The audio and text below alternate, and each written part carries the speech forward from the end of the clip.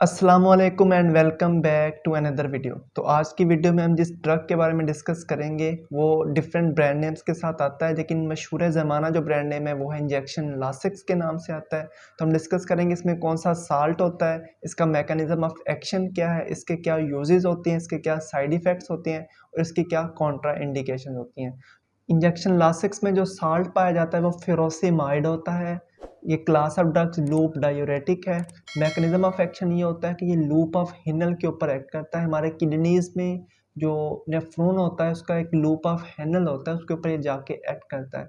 वहाँ पे ये सोडियम क्लोराइड और वाटर की रीअब्जॉर्प्शन को इनहिबिट करेगा। जब सोडियम क्लोराइड वाटर की रीअब्जॉर्प्शन कम होगी तो यूरिन ज़्यादा आएगा। तो दूसरे लफ्ज़ों में ये यूरिन की प्रोडक्शन को ज़्यादा करेगा, बॉडी में से वाटर को ज़्यादा एक्सक्रीट कराएगा। तो उस हिसाब से इसके क्या यूजेस बनते हैं, ये एंटी हाइपरटेंसिव है। मीन कि अगर किसी का हाई ब्लड प्रेशर है और high blood pressure is due to fluid overload, अगर फ्लूइड ओवरलोड की वजह से हाई ब्लड प्रेशर है तो इंजेक्शन लासिक्स देने की वजह से यूरिन ज़्यादा आएगा, तो ये फ्लूइड ओवरलोड को ठीक करेगा, जिसकी वजह से ब्लड प्रेशर ठीक हो सकता है।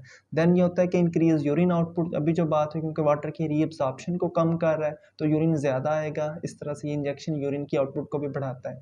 देन ये होता है कि इंजेक्शन हाइपरक्लीमिया में भी यूज़ होता है। हाइपरक्लीमिया ये होता है अगर आपकी बॉडी में पोटाशियम का लेवल बढ़ गया है तो ये पोटाशियम के लेवल को कैसे कम करता है, यूरिन की अमाउंट को बढ़ा के, क्योंकि यूरिन में पोटाशियम एक्सक्रीट होता है तो पोटाशियम एक्सक्रीट होगा तो उसका लेवल कम हो जाएगा।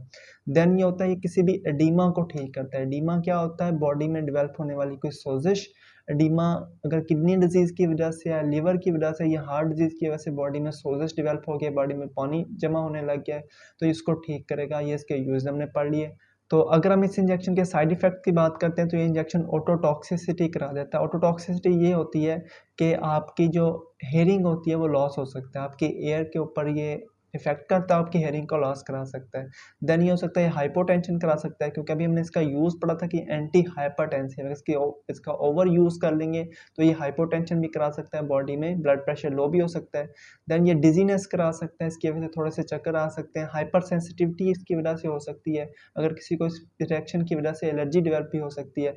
देन ये स्किन के ऊपर रैश डेवलप हो सकते हैं इस इंजेक्शन की वजह से, या ये ड्राई माउथ भी करा सकता है। देन हम डिस्कस करते हैं इस इंजेक्शन की कॉन्ट्रा इंडिकेशंस के, किस केसेस में हमें इस इंजेक्शन को अवॉइड करना है, नहीं यूज़ करना है। अगर किसी को इस इंजेक्शन के साथ एलर्जी है, मीन कि पहले इस इंजेक्शन का यूज़ किया था उसकी वजह से उसको एलर्जी डेवलप हो जाती है तो ये वाला इंजेक्शन यूज़ नहीं करेंगे। देन ये होता है किसी को डिहाइड्रेशन है। डिहाइड्रेशन ये होती है कि अगर बॉडी में फ्लूइड की डेफिशिएंसी है, कमी है, तो हम इस इंजेक्शन को नहीं देंगे, क्योंकि इस इंजेक्शन की वजह से मज़ीद यूरिन आउटपुट बढ़ता है, बॉडी में पानी की कमी हो सकती है। तो अभी हमने डिस्कस किया इंजेक्शन लासिक्स के बारे में, उसकी स्ट्रेंथ के बारे में, उसके यूजेस के बारे में, उसकी कॉन्ट्रा इंडिकेशंस के बारे में और उसके साइड इफ़ेक्ट्स के बारे में। तो अब तक के लिए इतना ही, मिलते हैं एक नेक्स्ट वीडियो में, तब तक के लिए अल्लाह हाफ़िज़।